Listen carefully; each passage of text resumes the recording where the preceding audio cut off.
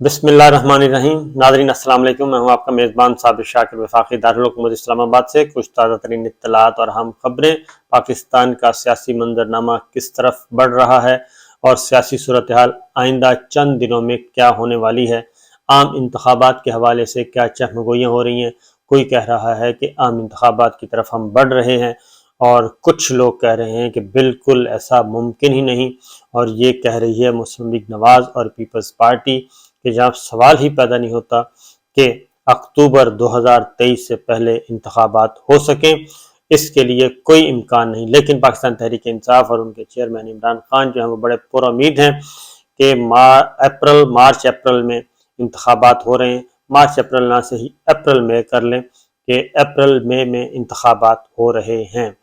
तो इस सिलसिले में हकीकत क्या है ये जानने की कोशिश करेंगे। पाकिस्तान मुस्लिम लीग काफ और पाकिस्तान तहरीक इंसाफ का मुस्तकबिल आपस में क्या होगा, क्योंकि एक सीट एडजस्टमेंट की बात की जा रही है और अब ज़रा खुल के सामने आ गई हैं बातें कि पाकिस्तान तहरीक इंसाफ से पाकिस्तान मुस्लिम लीग काफ जो है वो चाहती क्या है। उसमें 3-4 अजला जो हैं वहाँ पे वो अपने चाह रहे हैं जी कि 4-5 अजला जो हैं पंजाब के उनके हवाले किए जाएं।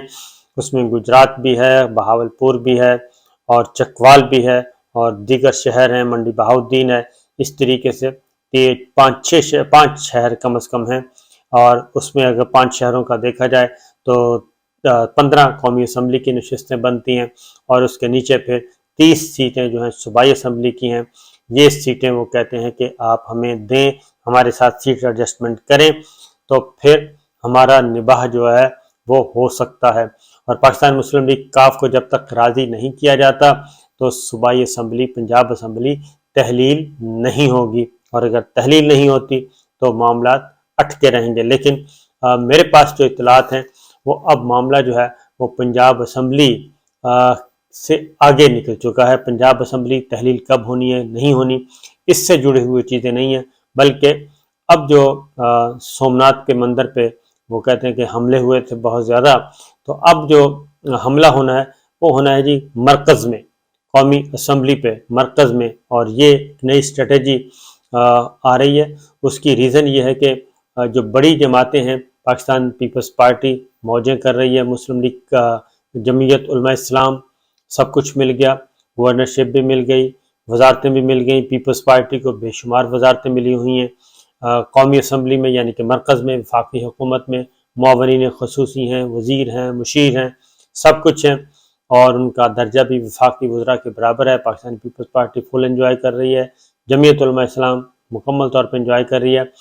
अगर 2 जमातें हैं ऐसी मरकज़ में जिनको अभी तक कुछ भी नहीं मिला और उनमें एक है मुत्तहिदा कौमी मूवमेंट, सिवाय 1-2 वजारतों के और उनके पल्ले कुछ नहीं है। कराची जो उनका वोट बैंक है और उनका बेस कैंप है, वहाँ पे वो बेयारो मददगार हैं। पाकिस्तान पीपल्स पार्टी उनके साथ किए गए मुआहदों पर अमल करने के लिए बिल्कुल तैयार नहीं और उनको फूटी कौड़ी भी देने के लिए तैयार नहीं है। बेशुमार मुज़ाकरात हो रहे हैं, हो चुके हैं। वज़ीर आज़म शहबाज शरीफ भी अपना अस्र रसूख इस्तेमाल कर चुके हैं, लेकिन नदारद कुछ नहीं हो रहा। तो इसलिए एक तो MQM, दूसरा Balochistan national party BNP mangle जो है वो बहुत, उसको भी अभी तक कोई चीज़ नहीं मिली, बल्कि वो भी परेशान हैं और उनके भी गिले शिकवे जो हैं वहीं के वहीं हैं। तो एक सीट की वजारत उज़्मा है।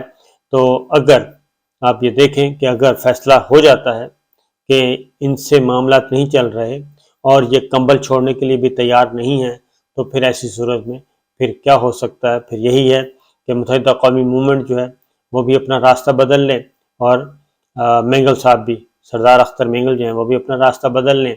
ऐसा हो जाता है तो फिर चीज़ें जो हैं वो खुद ब खुद ही जो है वो बिखर जाएंगी। एक छोटी सी मिसाल देता हूँ कि बाज़ औक़ात ये होता है कि चीज़ें नज़र नहीं आ रही होती कि मामला किस तरफ जा रहे हैं, बड़ा पुरसकून तरीके से आगे बढ़ रहे होते हैं, कहते हैं कि कोई इशू नहीं है। लेकिन माजी में अगर हम देखें तो मोहम्मद खान जुनेजो साहब बिल्कुल पलक झपकने में ही वो फारिग हो गए थे। उनकी वज़ारत उज़्मा की छुट्टी कौमी असम्बली तोड़ दी गई थी। चाइना का विज़िट करने गए हुए थे, चाइना का विज़िट से वापस आए हैं तो वो ان کی طبیعت صاف کر چکے تھے ضیاء صاحب. اور اس کے بعد اگر ہم فردر آگے بڑھیں تو میر ظفر اللہ خان جمالی صاحب وزیر اعظم بنے، اور ان کا بھی آنن فانن سارا چراغ جو ہے ان کے اقتدار کا گل ہو گیا تھا. حالانکہ ان سے صحافی پوچھتے رہے کہ جناب بتائیے آپ کی تو حکومت ختم ہو رہی ہے تو آپ کو استعفیٰ دے رہے ہیں، تو انہوں نے ایک دن پہلے کہا تھا کہ جناب سوال ہی پیدا نہیں ہوتا، مجھ سے استعفیٰ کیوں مانگیں گے مشرف صاحب، اور میں استعفیٰ کیوں دوں گا. اگلے دن شام کو رات گئے جو ہے ان سے استعفیٰ لے لیا گیا، اور صبح جو اخبارات چھپے، کیونکہ اس وقت ٹیلی ویژن چینلز تو نہیں ہوتے تھے، اخبارات چھپے تو اخباروں میں جو خبریں لگی ہوئی تھیں لیڈ اور سپر لیڈ، ایک لیڈ یہ تھی کہ جناب میں استعفیٰ نہیں دے رہا، میں وزیر اعظم ہوں، کسی کو کیا ضرورت ہے استعفیٰ مانگے. اور دوسری جو تھی سپر لیڈ جو تھی وہ یہ تھا کہ میر ظفر اللہ خان جمالی رات کو مستعفی ہو گئے. تو یہ ایسا ہوتا ہے. اور ابھی بھی جو ہمارے پاس جو اطلاعات ہیں وہ تو بالکل اب ان کی تصدیق ہو رہی ہے. اس کی وجہ یہ ہے کہ چیزیں آگے بڑھ نہیں رہیں اور رکی ہوئی ہیں، ریاستی معاملات، ریاستی امور رکے ہوئے ہیں. اور پھر یا تو ایک بہت بڑا بلف ہو رہا ہے اور بلف گیم چل رہی ہے، اور کسی ایک کے ساتھ بلف ہو جائے گا اور پتہ چلے گا اس وقت جب ہو چکا ہوگا، تو باقی جو ہیں وہ دیکھتے رہ جائیں گے. Number one. دوسری یہ ہے کہ افغانستان کی جو صورتحال، افغانستان کے راستے پاکستان کی جو صورتحال ہے، وہ مجھے لگ رہا ہے کہ میں بار بار میری بات بھی ہوئی، وہ کہتے ہیں کہ ادھر ایک بڑی لڑائی جو ہے وہ چھڑنے جا رہی ہے افغانستان والی سائڈ پہ، اور یہ بڑا کام ہونے جا رہا ہے. اور اس کے مطابق اکارڈنگلی پاکستان میں بھی جو سیاسی منظرنامہ ہے اس کے مطابق ہوگا. جتنی ضرورت ہوگی امریکہ بہادر کو اس کے مطابق وہ ادھر بھی ہمارے ہاں بھی اسی طرح کا نظام لے آئیں گے جیسے ان کو سوٹ کرے گا. تو اس لیے دیکھنا یہ ہے کہ یہ ایک نئی جو افتاد آن پڑی ہے، نئی لڑائی کی شنید ہے، اس سے اللہ تعالیٰ محفوظ رکھے. لیکن لگتا یہی ہے کہ حالات اس طرح کے نہیں رہنے. اس کی وجہ یہ ہے کہ شبر رضا زیدی صاحب کافی معلومات رکھتے ہیں، ان کے پاس ہوتی ہیں خبریں، کیونکہ اس وقت اکانومی ہو رہی ہے، اور اس وقت جو ماہرین معیشت ہیں ان پہ نظریں ہیں، ان کے انٹرویوز ہو رہے ہیں اور ان سے ملاقاتیں ہو رہی ہیں، انٹریکشن ہو رہا ہے. اور اگر ماہرین معیشت سے انٹریکشن شروع ہو جائے تو پھر اس کا مطلب بڑا کلیئر ہوتا ہے کہ معاملہ گڑبڑ ہے. گڑبڑ ہی نہیں ہے بلکہ کافی زیادہ گڑبڑ ہے. اور یہ بھی اطلاعات آ رہی ہیں کہ نگراں سیٹ اپ اگر ہوگا تو پھر جو نگراں کیبنٹ آئے گی اور نگراں پرائم منسٹر آئیں گے تو وہ بھی پھر پولیٹیکل فگر نہ ہو، اور وہ بھی ماہرین معیشت میں سے کسی ایک کو لیا جائے، ماہر معیشت ہو. اور اس کے لیے آپ کو معلوم ہے حفیظ شیخ صاحب سے بہتر آدمی کون ہو سکتا ہے، کیونکہ ان کا تجربہ بھی ہے، سینیٹر بھی رہ چکے ہیں، وزیر بھی رہ چکے ہیں، اور عمران خان صاحب کے ساتھ بھی رہ چکے ہیں، پیپلز پارٹی کے ساتھ بھی رہ چکے ہیں، مسلم لیگ نواز کو بھی کوئی اعتراض نہیں ہونا.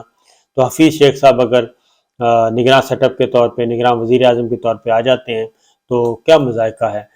باقر رضا کو گورنر اسٹیٹ بینک سابق جو ہیں ان کو بھی یاد کیا جا رہا ہے. شبر رضا زیدی نے کہا کہ یہ سب کراچی میں موجود ہیں، لیکن ہمارے پاس جو اطلاعات ہیں وہ یہ ہیں کہ نہیں، یہ معاملہ کچھ اس سے آگے جا سکتا ہے اگر اس طریقے سے ہو گیا.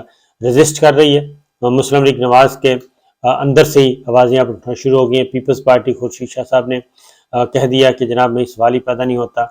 خواجہ آصف صاحب آ گئے ہیں میدان میں، خواجہ سعد رفیق آ گئے ہیں، اور اس طریقے سے آہستہ آہستہ شور مچنا شروع ہو گیا.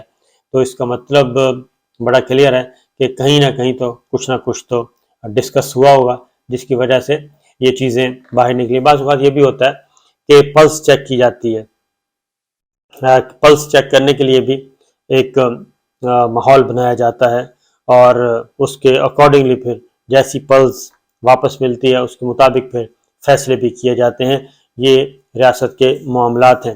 لیکن آج جی ایک اور بھی دن ہے اہم، 27 دسمبر ہے. 27 دسمبر 2007 محترمہ بے نظیر بھٹو ان کا قتل ہوا تھا، انہیں شہید کر دیا گیا تھا دہشت گردی کے ایک منظم کارروائی کے تحت. اور محترمہ بے نظیر بھٹو پنڈی میں اس وقت میں بھی رپورٹنگ کرتا تھا جی، اور یہ خبر بھی اتفاق سے میں نے ہی بریک کی تھی، کیونکہ کچھ ہمارے سورس تھے جو ہاسپٹل میں تھے، اور وہ مجھے اس دن لمحہ بلمحہ رپورٹ کر رہے تھے۔ اور اس دن کو اگر میں یاد کروں 27 دسمبر 2007 کو، تو بڑا ہی ہسٹوریکل ڈے ہے میرے کیریئر کے اعتبار سے، کیونکہ اس دن ہم نے بہت زیادہ وقت گزارا ایوان صدر میں۔ پرویز مشرف صاحب صدر پرویز مشرف تھے، جنرل صدر پرویز مشرف صاحب تھے، اور وہ ایک پاکستان ٹیلی ویژن کا ایک پروگرام کرتے ہوتے تھے، ریکارڈ ہوتا تھا، اور الیکشن سے پہلے، کیونکہ الیکشن اناؤنس ہو چکے تھے، تو اس سے پہلے پریزیڈنٹ مشرف ہفتے میں ایک پروگرام ریکارڈ کیا جاتا تھا، اور وہ پروگرام پھر پاکستان ٹیلی ویژن نشر کرتا تھا، اس میں سوال جواب ہوتے تھے۔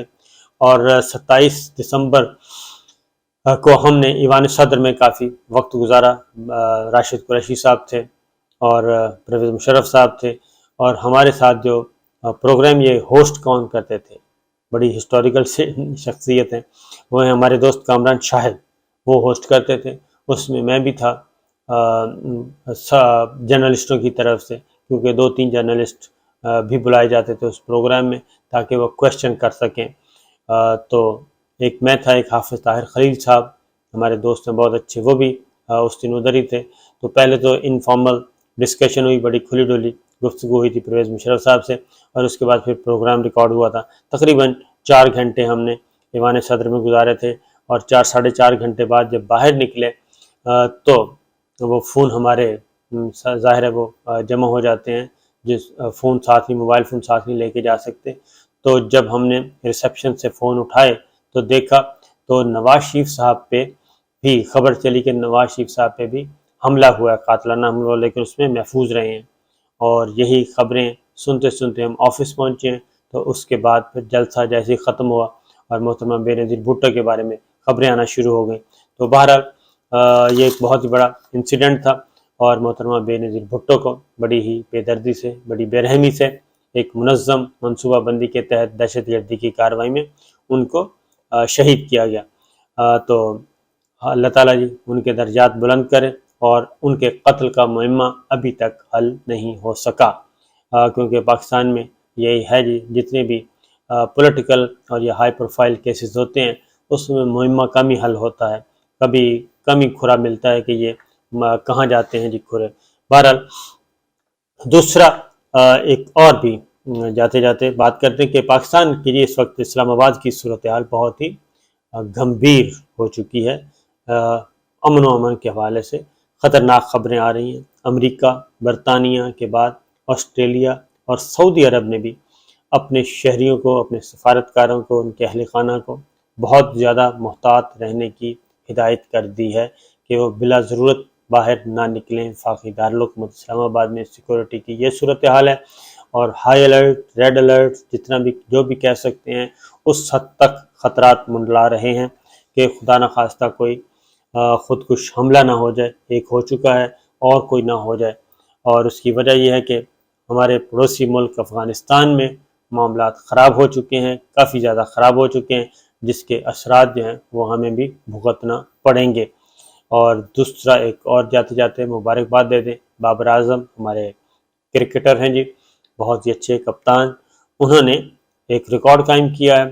ایک تو انہوں نے ایک سال میں سب سے زیادہ نصف سینچری بنانے کا عالمی ریکارڈ توڑ دیا، اور پہلے 24 ہاف سینچریز کا ریکارڈ تھا، تو بابر اعظم نے 25 ہاف سینچریز بنانے کا ریکارڈ قائم کر دیا ہے، اور اس طریقے سے انگلینڈ کے کھلاڑی کا جو ریکارڈ ہے وہ ٹوٹ گیا ہے۔ دوسرا ایک اور ریکارڈ انہوں نے قائم کیا ہے، وہ پہلے ہمارے محمد یوسف سے، ان کے پاس ہے یہ اعزاز کہ سال بھر میں سب سے زیادہ رنز بنانے کا اعزاز محمد یوسف کے پاس تھا، اب وہ اعزاز آ گیا ہے کپتان بابر اعظم کے پاس۔ تو ان کے لیے بہت بہت مبارک، اللہ تعالیٰ ان کو مزید کامیاب کرے۔ اجازت دیجیے، اللہ حافظ۔